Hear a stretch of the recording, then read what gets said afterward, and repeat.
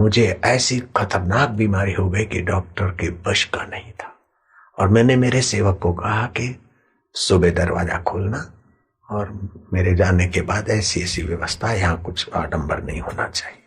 मतलब मैं जाने की हालत हो गई थी।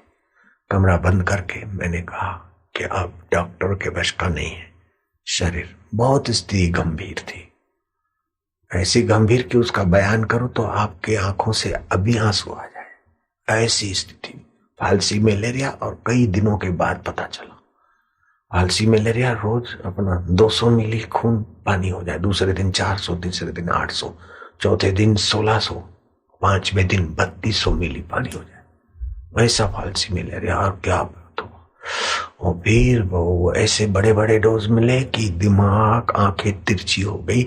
इस उम्र में तिरछी आंखें फिर ठीक होना संभव ही नहीं है साइंस के हिसाब से।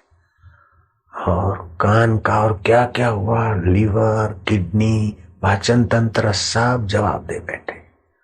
ऐसी गंभीर हालत तो कोई देखे नहीं तो दुश्मन देखे तो उसका कलेजा फट जाए, ऐसी स्थिति थी शरीर।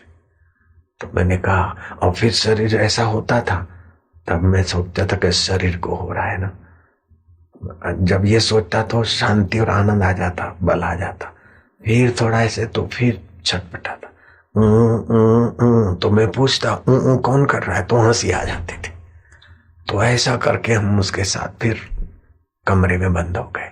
प्राणायाम आदि करके सांस को यहाँ लाए और शास्त्र सार से व्यापक होना है ब्रह्म में। झटके मारे तो देखा कि अभी तो निकल नहीं रहा है जीवत्व अथवा प्राण शक्ति। वे क्या अब तुमको रखना है तो क्या इस हालत में रखोगे?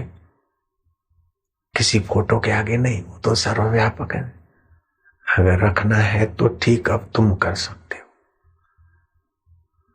नारायण वैद्य जानवी औषधि, गंगा जल औषधि और वैद्य तुम।